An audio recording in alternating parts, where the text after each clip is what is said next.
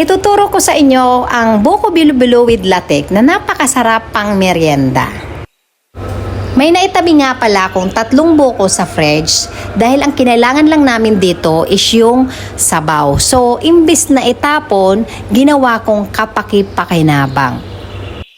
Kinayod ko nga siya na parang pang buko salad.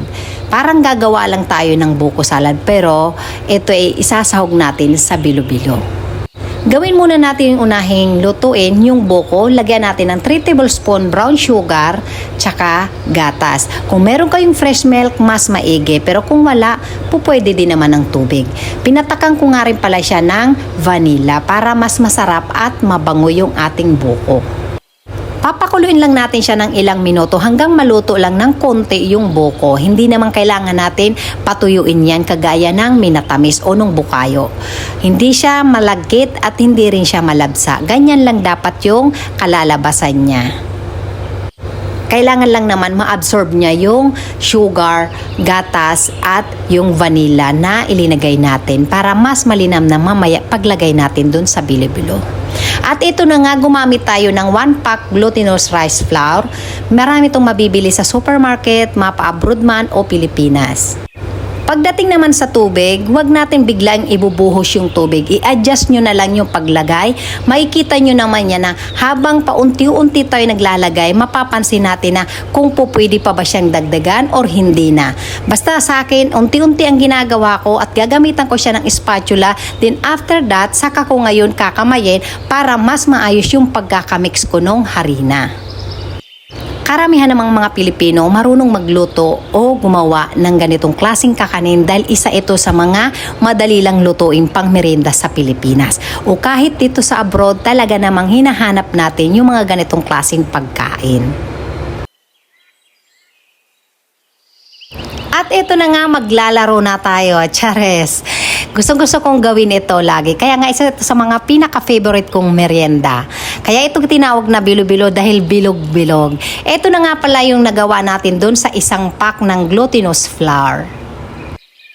Ngayon, umpisahan na natin ang ating pagluluto. Gumamit nga pala ako rito ng 2 cans of coconut milk.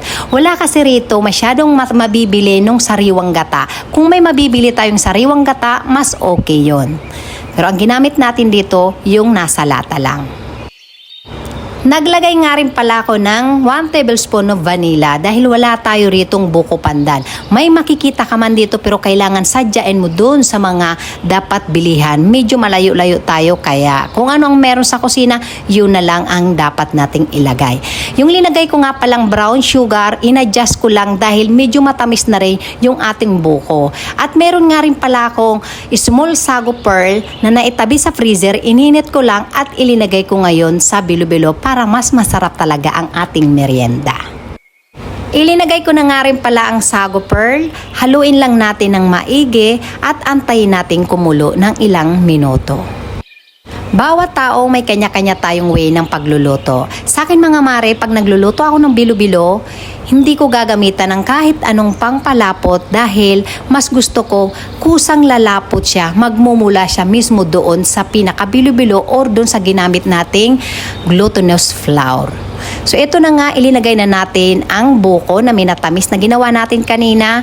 Haluin lang natin siya ng dahan-dahan at pakuluin natin kahit mga 3 minuto. Pwede na natin siyang patayin at pwede na natin ihain. At ito na nga ang pinaka-exciting part. Luto na ang ating merienda. Alam nyo ba mga mare, isa ito sa pinaka-favorite namin mag-iina. Ito ang merienda na talaga naman once nagluto ako, abang na abang sila. Kaya habang sinasanto ko yung bilo-bilo, naiisip ko talaga yung mga batuta. Sabi ko, namimiss ko tuloy yung mga anak ko.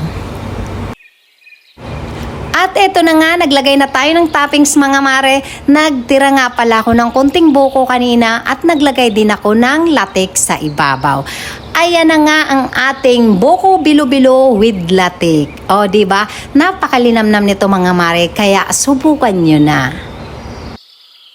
Sana magustuhan nyo rin ang ating recipe. Maraming salamat po sa mga nanonood ng aking videos. God bless everyone.